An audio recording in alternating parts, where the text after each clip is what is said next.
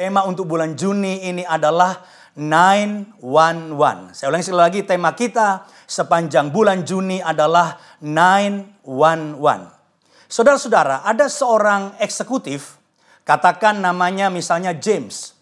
Hari itu James mengendarai mobil ke tempat kerjanya. Karena agak terlambat, maka dia mengemudikan lebih cepat dari yang seharusnya. Ketika dia berbelok, saudara-saudara, tiba-tiba ia melihat ada satu batu besar yang berada di tengah jalan. Dan ketika ia melihat batu itu, dia begitu kaget. Dan kemudian ia segera membelokkan mobilnya ke kanan. James kehilangan kendali atas mobil itu. Dan mobilnya kemudian keluar dari jalan dan langsung terjun ke danau yang berada tepat di sisi jalan. Saudara-saudara, terlepas dari upaya terbaiknya, mobil itu terjun ke danau dan mulai tenggelam, saudara-saudara. Dalam keadaan panik, saudara-saudara, James tidak bisa keluar dari mobil itu. Dan sebelum benar-benar mobil itu tenggelam sampai ke dalam dasarnya, saudara-saudara, James berusaha dengan segala macam cara. Tapi tidak berhasil. James berteriak dengan histeris. Ketika dia lelah melakukan itu, dia sekali lagi mencoba keluar dari dalam kendaraannya. Tetapi rupanya tekanan air di pintu menahan James. Dia nggak bisa keluar. Tidak ada lagi yang bisa dia lakukan. Dia duduk kembali dan mulai menangis. Mengetahui tidak ada harapan dan tidak ada yang datang untuk membantu. Dan tiba-tiba dalam keadaan gawat dan panik, ia ingat akan ponselnya. Dan dengan cepat ia mengeluarkan dari dalam tasnya. Dan kemudian dia segera memutar nomor 911. Nomor yang sangat terkenal sekali ketika orang sedang mengalami gawat darurat, 911. Singkat cerita, akhirnya dia mendapat pertolongan dari petugas yang segera datang ke tempat itu. Dan akhirnya James selamat dari kecelakaan maut. Saudara-saudara, sering ketika kita menonton film atau televisi, ketika seseorang dalam keadaan bahaya dan sangat ketakutan, maka orang tersebut akan menelpon 911. Apa yang kita akan lakukan ketika kita berada dalam keadaan darurat atau emergensi? Seperti misalnya kita sakit yang cukup berat, kehilangan pekerjaan atau di PHK, terlilit masalah finansial dan lain sebagainya. Alamat mana atau nomor telepon berapa yang akan kita tuju, saudara-saudara? Firman Tuhan di dalam Mazmur 46 ayat 2 memberi petunjuk kepada kita. Mari kita baca sama-sama. Mazmur 46 ayat yang kedua. Allah itu bagi kita tempat perlindungan dan kekuatan. Sebagai penolong dalam kesesakan sangat terbukti. Saudara-saudara, kita memiliki Tuhan yang dapat kita andalkan dan percayai dalam segala kesesakan yang sedang kita alami saat ini. Sebagai penolong dalam keadaan darurat, Alkitab tadi berkata sangat terbukti. Hari ini jadikan Tuhan Yesus alamat pertama atau nomor telepon pertama yang kita hubungi seperti 911. Ketika kita berada dalam keadaan darurat dan kita membutuhkan pertolongan. Hari ini kita akan membahas ada beberapa alasan yang sangat kuat mengapa kita dapat mengandalkan Tuhan di dalam segala keadaan yang sedang kita hadapi. Ada 3 hal penting yang saya ingin sampaikan pada saat ini. Yang pertama, God never slumber. Tuhan tidak pernah tidur. Saudara-saudara, Tuhan kita tidak pernah tidur. Dan Tuhan memang tidak membutuhkan tidur atau istirahat. Di dalam Mazmur pasal 121 ayat 2-3, mari kita lihat bersama-sama. Mazmur 121 ayat 2-3 dikatakan begini. Pertolonganku ialah dari Tuhan yang menjadikan langit dan bumi. Ia takkan membiarkan kakimu goyah. Penjagamu tidak akan terlelap. Saya ulangi sekali lagi. Penjagamu tidak akan terlelap atau tertidur. Sadarkah saudara bahwa Tuhan tidak pernah tidur? Bahwa Tuhan kita selalu melihat kita setiap saat. Saat kita duduk, saat kita berdiri, saat kita tidur, saat kita bangun pagi, saat kita sedang ketakutan, Saat kita sedang sendirian, saat kita terluka dalam hati kita, saat kita lemah, saat kita kecewa, atau saat apapun dalam hidup kita, Tuhan selalu memandang kita dan Tuhan tidak pernah tidur. Firman Tuhan dengan tegas tadi berkata, penjagamu tidak pernah terlelap, penjagamu tidak pernah tertidur. Ia selalu siap menolong kita saat kita dalam kesulitan. Saya pernah membaca di dalam surat kabar, saudara-saudara.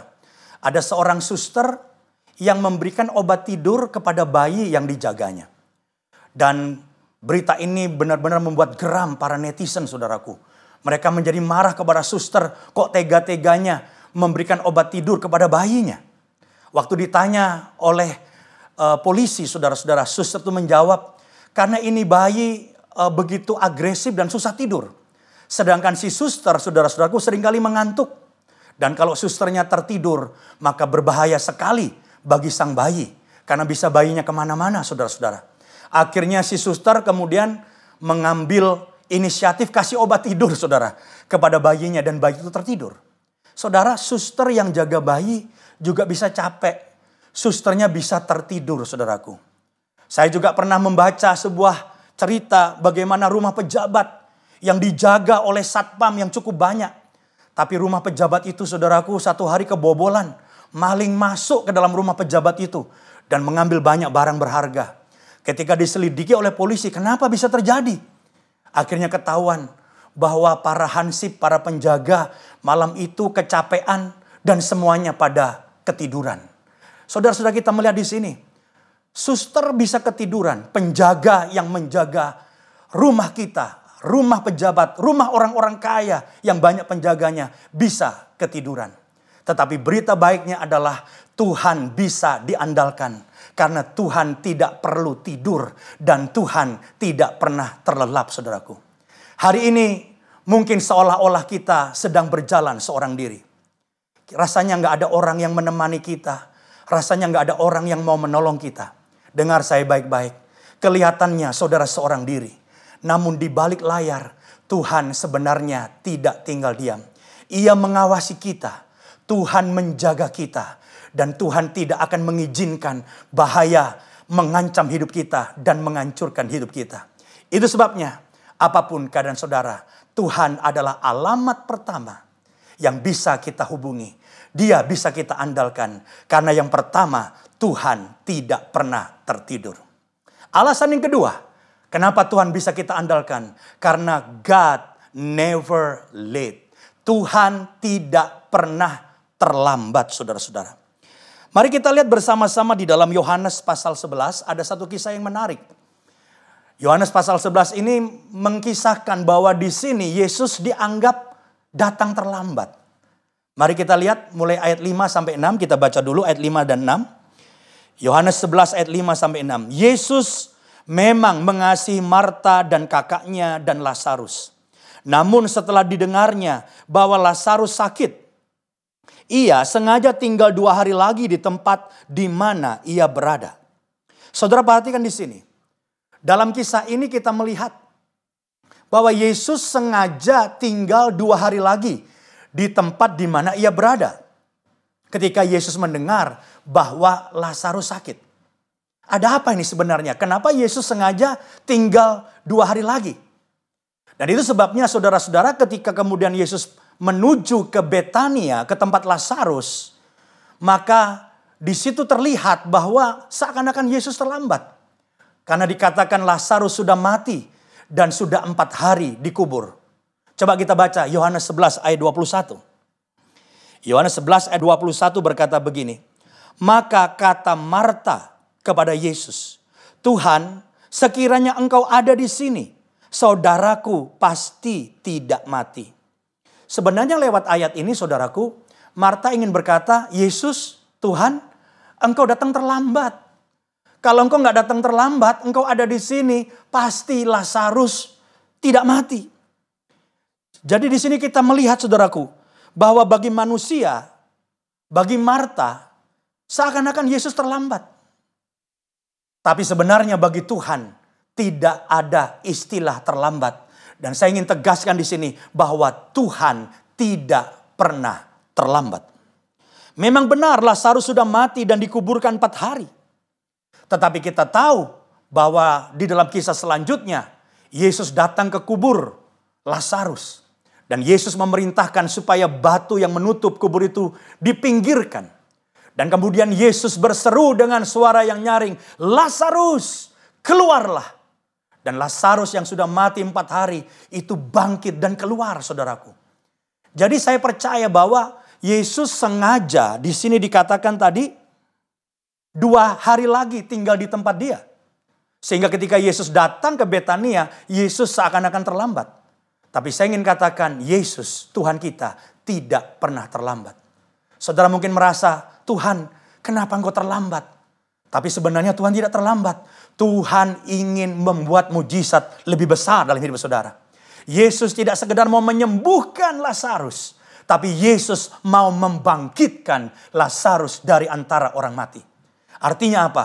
Yesus tidak terlambat. Tapi lewat kondisi itu, Yesus mau menyatakan kuasanya yang jauh lebih besar. Apapun keadaan kita hari ini, tidak ada kata terlambat bagi Tuhan untuk menolong saudara. Mungkin suami saudara mengalami sesuatu hari ini, saya tidak tahu. Atau istri saudara. Atau anak-anak saudara. Mungkin tentang kesehatan saudara, penyakit yang begitu parah. Atau kondisi bisnis dan keuangan saudara yang begitu parah. Apapun kondisi saudara. Jangan pernah dengar orang berkata, kondisimu sudah terlalu parah. Nggak bisa ditolong lagi. Nggak bisa dipulihkan lagi. Ingat saudara, Tuhan tidak pernah terlambat untuk menolong saudara. Kondisi apapun, percayalah hari ini adalah hari Tuhan menolong saudara. Dan pertolongan Tuhan tidak pernah terlambat. Pertolongan Tuhan selalu datang tepat pada waktunya. Dia alamat yang pertama. Dia nomor telepon yang pertama yang bisa saudara hubungi. Dan terimalah pertolongan dari Tuhan. Dia tidak pernah terlambat. Yang ketiga, yang terakhir. Kenapa Tuhan kita bisa andalkan? Yang ketiga, karena God never fail. Tuhan tidak pernah gagal. Orang hebat bisa gagal. Orang pandai bisa gagal. Pejabat hebat bisa gagal. Tetapi Tuhan tidak pernah gagal. Itu sebabnya Tuhan bisa kita andalkan. Di dalam Ayub pasal 42 ayat yang kedua. Mari kita lihat bersama-sama. Ayub 42 ayat 2 berkata begini. Aku tahu bahwa engkau sanggup melakukan segala sesuatu. Dan tidak ada rencanamu yang gagal. Saya ulangi sekali lagi. Tidak ada rencanamu yang gagal. Hanya Tuhan yang tidak pernah gagal. Orang hebat bisa gagal. Orang pandai bisa gagal. Saya teringat saudara-saudara. Juara tinju yang sangat fenomenal. Namanya Mike Tyson. Saudara kenal Mike Tyson. Orang bertanding sama dia aja. Baru mau mulai bertarung saudara, ketemu di tengah. Orang ditatap oleh Mike Tyson aja, wajahnya langsung nunduk. Rasanya sudah kalah sebelum bertarung saudara. Dan Mike Tyson meng-KO lawan-lawannya ronde 1, ronde 2, ronde 3. Selalu menang, selalu menang. Saya ingat satu hari dia harus melawan seorang petinju yang tidak diunggulkan. Namanya James Buster Douglas. Nggak ada yang mengunggulkan petinju James Douglas ini menang, saudara. Semua orang pasti Mike Tyson mengalahkan dengan mudah. Tapi saudara tahu kan, Mike Tyson mengalami kegagalan. Mike Tyson kalah KO, saudara, melawan James Douglas ini. Orang hebat, petinju hebat, tapi gagal secara menyedihkan. Kalau saudara suka pergi ke restoran atau hobi belajar masak, saudara pasti kenal chef nomor 1 di dunia, namanya Gordon Ramsay. Satu hari dia muncul dalam acara cooking show di televisi. Bagaimana dia ngajarin cara memotong entah sayur, entah daging. Lucunya pada waktu Gordon Ramsay mengajari orang cara memotong, justru pada saat itu jarinya terpotong saudara. Teriris dan mengeluarkan darah.